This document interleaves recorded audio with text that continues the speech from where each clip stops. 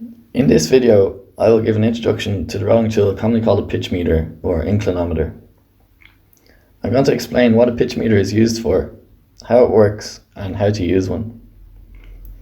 If you've watched my previous videos on rowing pitch, you will know that rowing oars do not move through the water at exactly 90 degrees horizontal.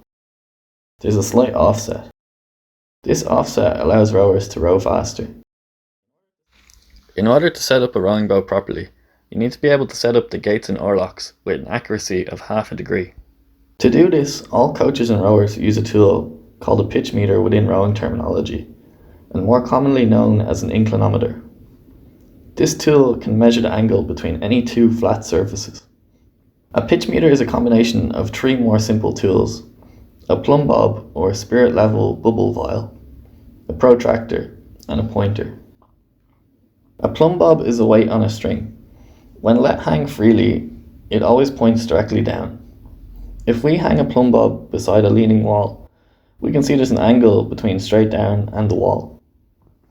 If we had a protractor, we could measure this angle.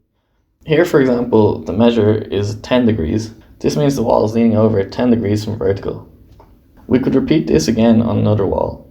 This one, for example, is 30 degrees from vertical. We can now do some maths and understand that there's 20 degrees angle difference between these two walls. A pitch meter does this maths for us. It works by letting us set the protractor to 0 on the first wall. We can set this pointer so that it's always 10 degrees off vertical. Now when we measure the second wall, the angle the pointer points at is the difference between the two walls. Spirit levels are the same tool as plumb bobs. The only difference is the bubble always points up. A normal rowing pitch meter uses a level bubble vial and a protractor that can be set to 0 to measure the angle of a gate relative to vertical. Just to recap, a pitch meter always has these three parts: a protractor, a bubble vial, and a pointer.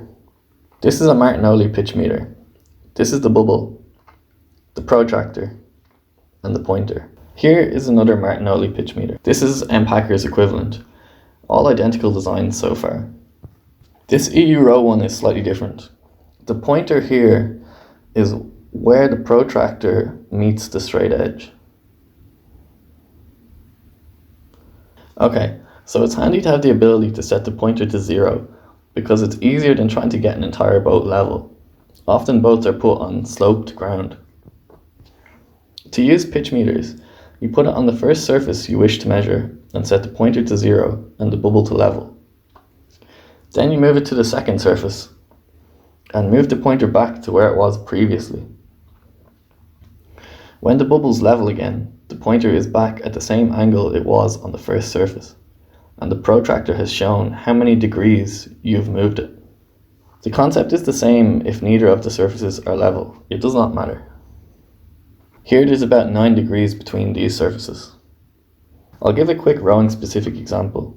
Set the tool on the edge of the boat and set the pointer to 0 and the bubble to level.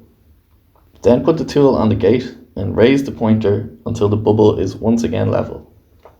Here's a short video example. When I push the tool down, that is equivalent to putting it on the gate.